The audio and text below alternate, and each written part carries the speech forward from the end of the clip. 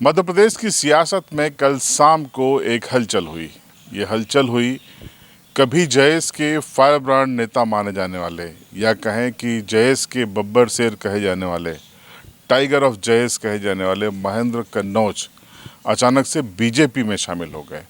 मुख्यमंत्री डॉक्टर मोहन यादव, प्रदेश अध्यक्ष वी.डी. शर्मा, संगठन महामंत्री हितानंद शर्मा के साथ साथ वन मंत्री नागर सिंह चौहान, जयदीप पटेल समेत तमाम नेता वहां पर मौजूद थे। उनकी उपस्थिति में महेंद्र कन्नौज शामिल हुए।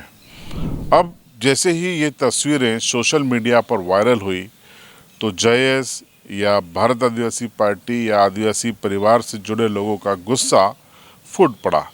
तो साथ में महेंद्र कन्नौज के समर्थन में भी कुछ पोस्ट देखने को मिली।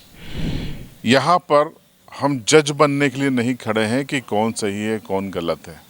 यहाँ पर एक रिपोर्टर के बतौर हम आपको सिर्फ प्रतिक्रिया इस वीडियो में बता रहे हैं कि किस तरीके से प्रतिक्रियाएं सामने आई हैं।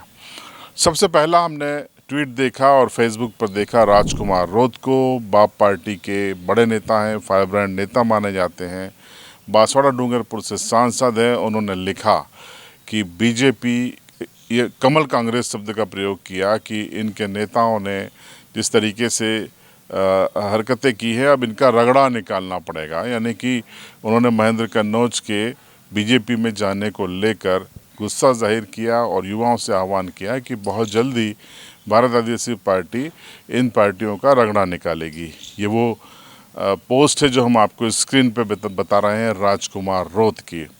ये राजकुमार रोत ने अपने गुस्से का यहाँ पर इजहार किया है।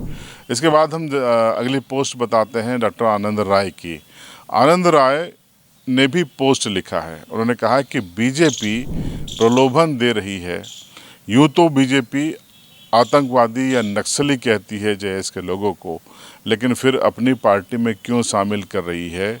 ये सवाल ये सवाल डॉक्टर आनंद राय ने उठाया है। गुस्से का इजहार या आलोचना महेंद्र सिंह कन्नौज के इस फैसले की डॉक्टर हीरालाल अलावा ने भी की है।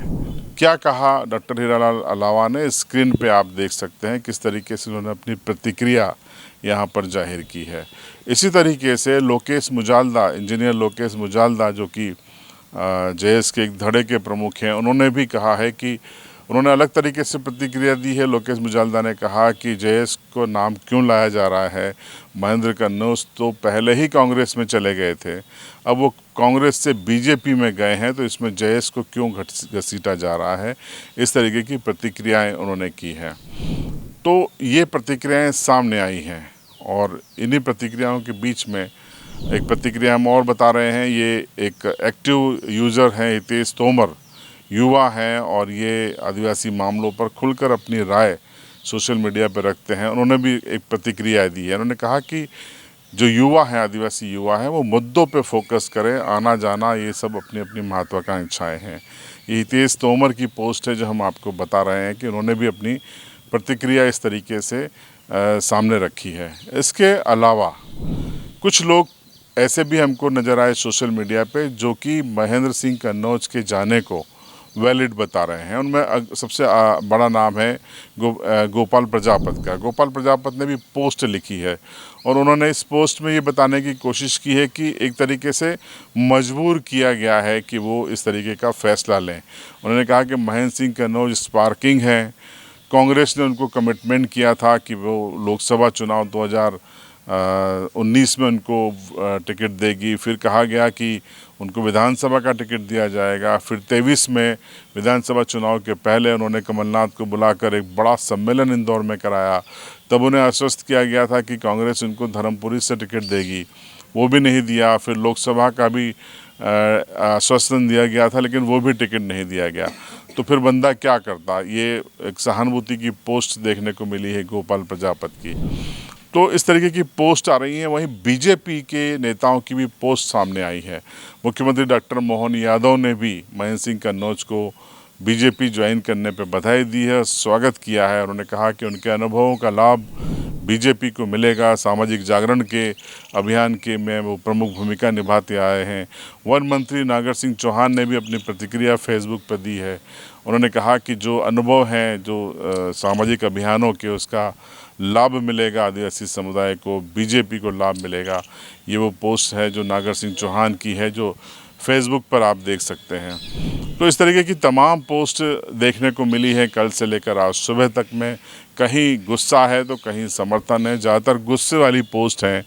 और अब सवाल ये उठता है कि क्या वाकई में महेंद्र सिंह कन्नौज इतने अहम हैं कि उनका जाना लोगों को गुस्से की वजह बन रहा है, लोग उसको पचा नहीं पा रहे हैं। क्या वो बहुत अहम है, क्या उनकी बहुत अहम भूमिका रही है? तो आपको ये बता दें कि महेंद्र सिंह कन्नौज को स्पार्किंग लीडर माना जाता है। मुखरता से वो आंदोलन करते रहे हैं और आंदोलन के दौरान वो सरकार पर, सिस्टम पर मुखर रहे हैं। इसको लेकर युवाओं के बीच में वो काफ़ी लोकप्रिय थे। लेकिन अब वो बीजेपी के नेता हैं और उन्होंने बयान भी जारी किया है कि अब वो सही जगह पर हैं और आदिवासियों के हक में काम करेंगे। उन्होंने ये बयान भी दिया है कि बीजेपी ने आदिवासियों के लिए काफ़ी कुछ किया है और अब वो बीजेपी के साथ काम करेंगे, ऐसा उनका बयान भी सामने आया है। अब देखने वाली बात ये होगी कि महेंद्र सिंह कन्नौज का जो मूल कैडर है, जो जयस में लंबे समय से रहे हैं, क्या उनकी कैडर का सपोर्ट उनको मिलेगा? जो उनके समर्थक रहे हैं, क्या वो उनके साथ जाएंगे या आगे उनका सपोर्ट मिलेगा? कई सवाल हैं जिसका जवाब आना बाकी है। हो सकता है कि आने वाले कई लंबे समय बाद इसका जवाब मिले। चर्चा है कि बीजेपी ने उनको ये प्रॉमिस किया है कि 2028 में होने वाले विधानसभा चुनाव में बीजेपी उनको कुक्षी या फिर धर्मपुरी की विधानसभा से मैदान में उतार सकती है।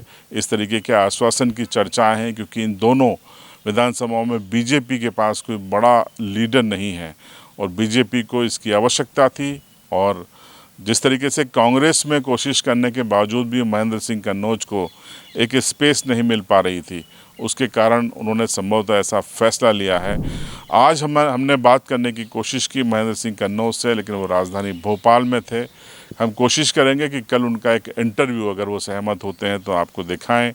हम उनसे सवाल करेंगे कि भाई आपने ऐसा क्यों किया, क्या वजह रही हैं। कुछ सवाल जो आपके मन में हैं वो हम भी उनसे करेंगे।